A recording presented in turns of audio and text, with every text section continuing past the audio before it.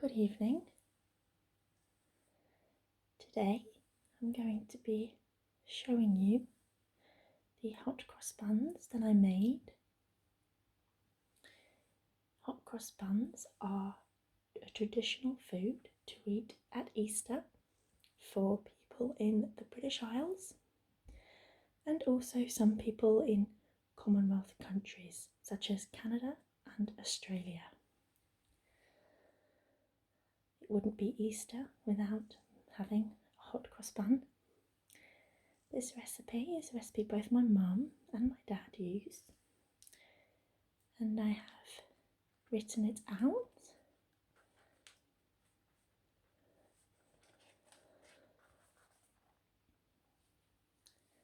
This recipe is suitable for vegetarians, but unfortunately not for vegans, as it does contain animal products such as yeast, milk, butter, and egg. So if you do not like watching things with animal products, then please do not watch this video. Okay. The ingredients for the dough and the pastry crosses are here. And the ingredients for the glaze that you brush on top after they've baked are here. You need 1.5 teaspoons of dried yeast, 300 millilitres of warm milk, 450 grams of strong white flour, 1 teaspoon of salt,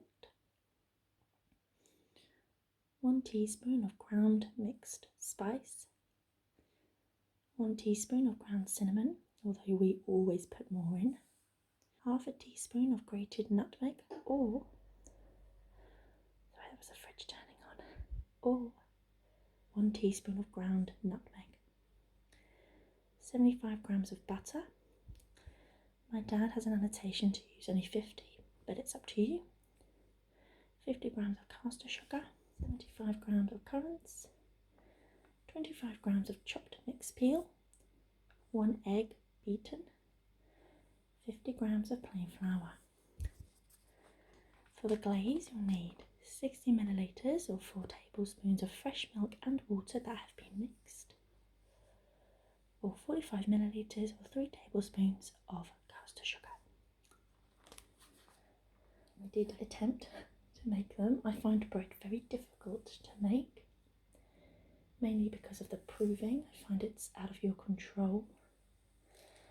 We unfortunately do not have a boiler cupboard, so the only place I could prove it was the radiators, and it wasn't super successful, unfortunately. The method for the dough. Sprinkle the dried yeast into the milk and leave in a warm place for about 15 minutes until frothy. You need to make sure your kitchen sides are clean, and I cleaned mine, and that's needed because we will be kneading the dough on the countertops. So my hands are also nice and clean, which is really important. So they're clean and they're dry, my hands. Okay.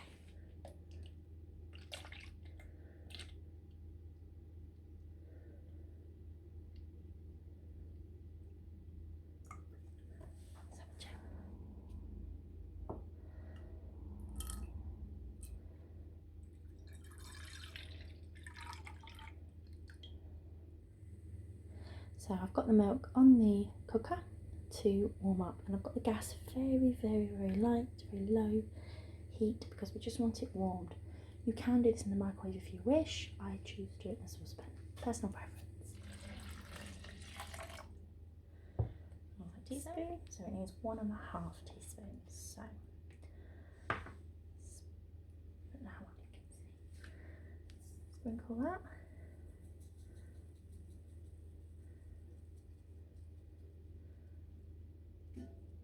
So sprinkle that in, And then I just need half a teaspoon more. I'm going to sprinkle that in as well. Okay. You can use fresh yeast if you prefer, but it will be a different measurement. Put the strong flour, salt, spices and sugar in a bowl. Rub in 50 grams of the butter if you're following the recipe, or 30 grams if you're following my dad, of the butter. Add the currants. I stupidly forgot to put the currants in, but they still taste great even without them.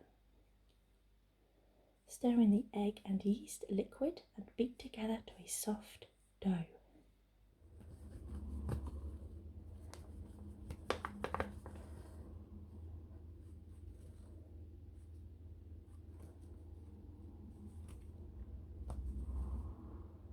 Almost there.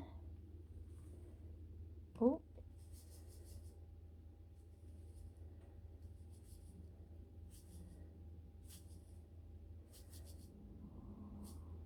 Let's have a go. I think that's about 50 grams anyway.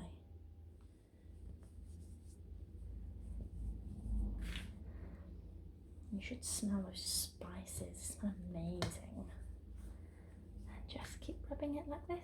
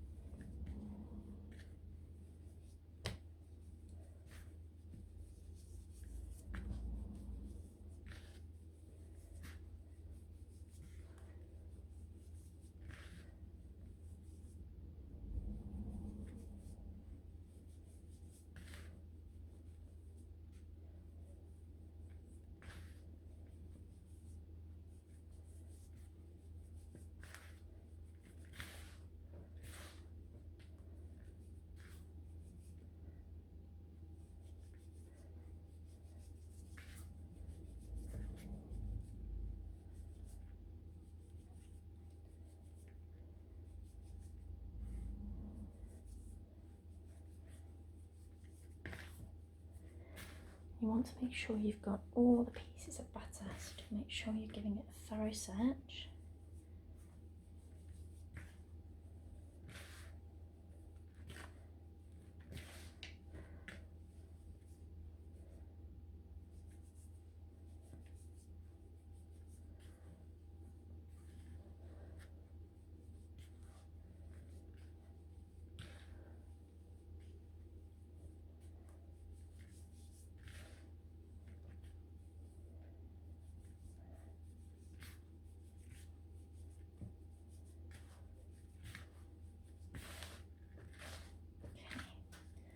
That looks pretty good. Time to check on our milk with yeast after I've washed my hands, of course. Okay. Like this. Perfect.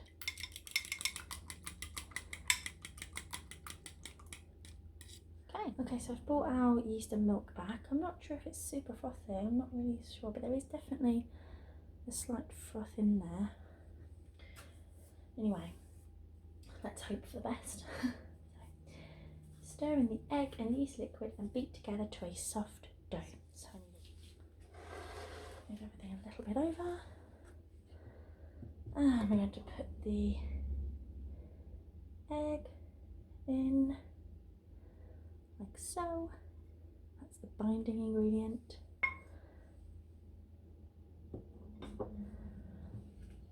This doesn't look super frothy, but let's give it a whirl.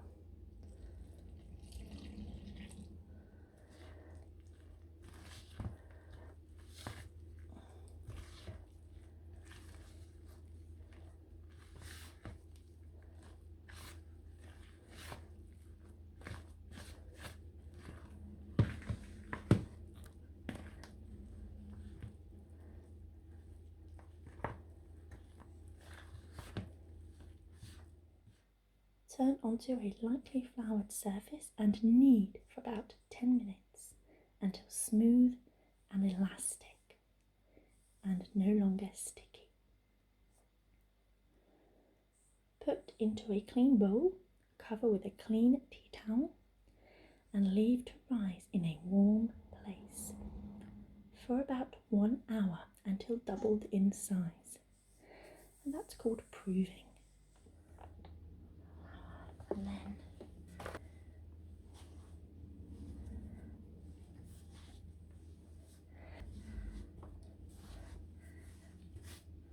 I don't need quite that much flour actually.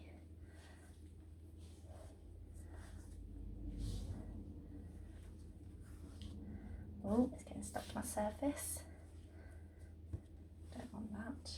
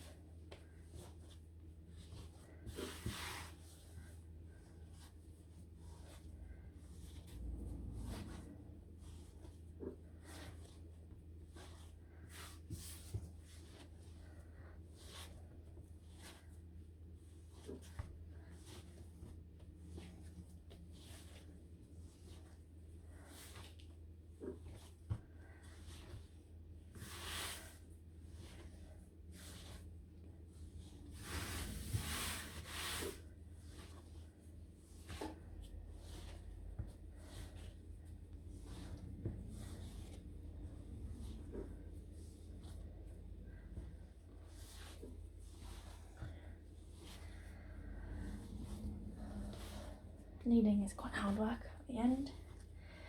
Can really feel what you're working with.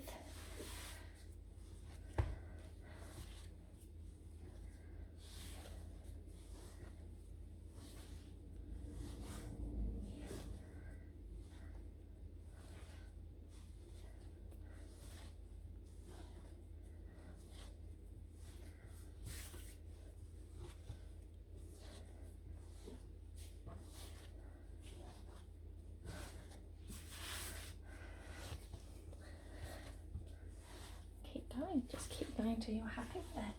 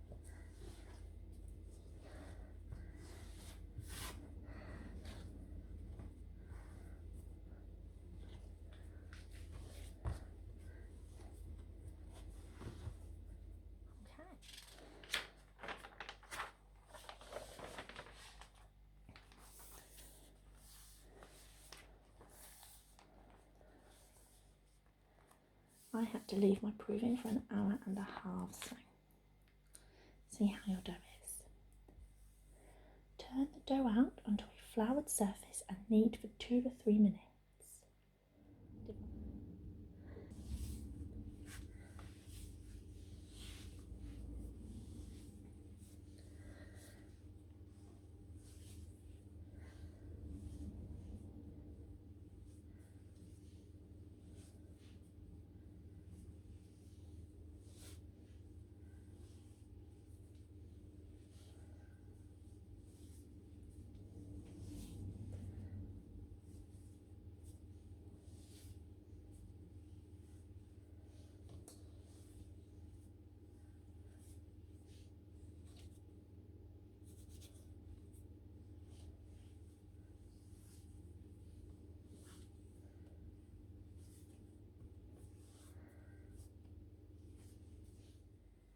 Divide the dough into 12 pieces and shape into round buns. Just going to roll them so that they're rounded buns. Place on greased baking sheets. I just used greased baking trays. Cover and leave in a warm place for about 30 minutes until doubled in size. Unfortunately, mine did not double in size. I'm unsure why the proving didn't work the second time. And that accounts for why my buns are a bit on the squat side. As they prove for the second time, you make the pastry crosses. Now, unfortunately, I stopped filming at this point for a number of reasons. Firstly, my short crust pastry was very, very short and crumbly. The second lot was much better, so I just needed to concentrate really and get really close to it, which would have been in the way of the camera. And also my partner came back and it was just, I'm afraid it just wasn't possible, but I'll still read it out to you.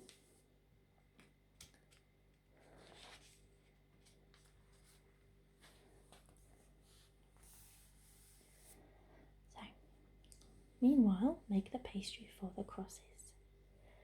Put the plain flour in a bowl and rub in the remaining butter until the mixture resembles fine breadcrumbs.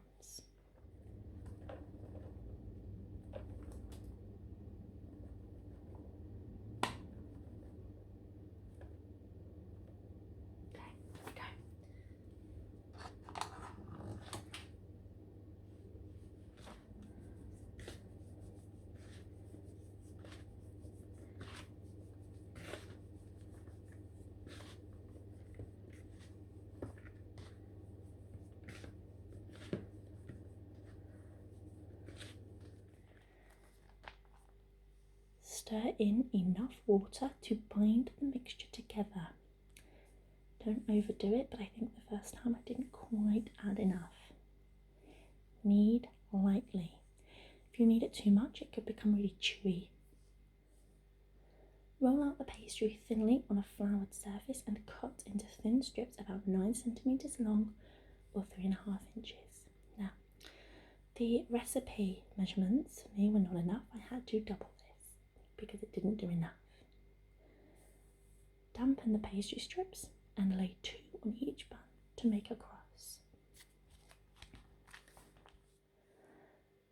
Bake at 190 degrees Celsius or 375 degrees Fahrenheit for 15 to 20 minutes until golden brown. Mine needed significantly longer in the oven. That may be because they didn't prove well enough. So the dough inside was, it had a really dense structure instead of a light, fluffy texture. For the glaze, heat the milk and water with the sugar. Brush the hot buns with glaze twice, then transfer to a wire rack to cool. So that's the recipe. Now, before I show you the buns, I'm a little bit embarrassed about mine.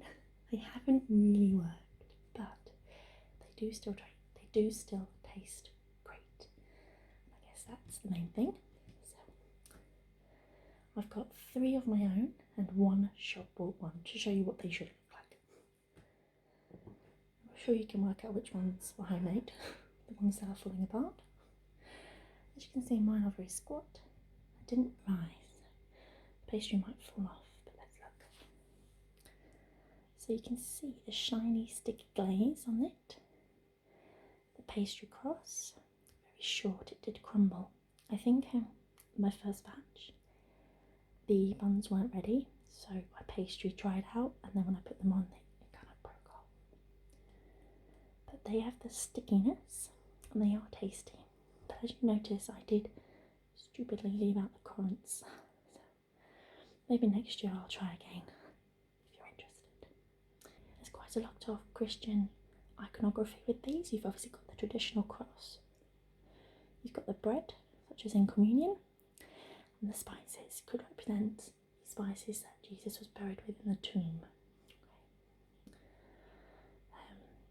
There are various stories and folklore about where these came from and all of that, but there's no hard evidence. This cross here, you can see it's breaking off, but it's actually, I was pretty proud of the pastry, just didn't work unfortunately, not sure why. I used to be quite good at making short crust. I need to practice. Okay, this one is a shop bought one. Now, the cross is obviously very different. There's two ways you can do it. You can do it with short crust pastry like mine, or you can cut the crosses into it, and I think these are iced. Now this hot cross bun has not got currants, but it's salted caramel with chocolate pieces, and it is delicious. The top isn't as sticky as mine, but it is soft and very doughy. So, whilst mine didn't work, they were fun to make, and they do taste good. So I'll just have to practice. Thank you for joining. I hope you enjoyed them. Feel free to comment how your hot cross buns went if you made them. And have a lovely Easter.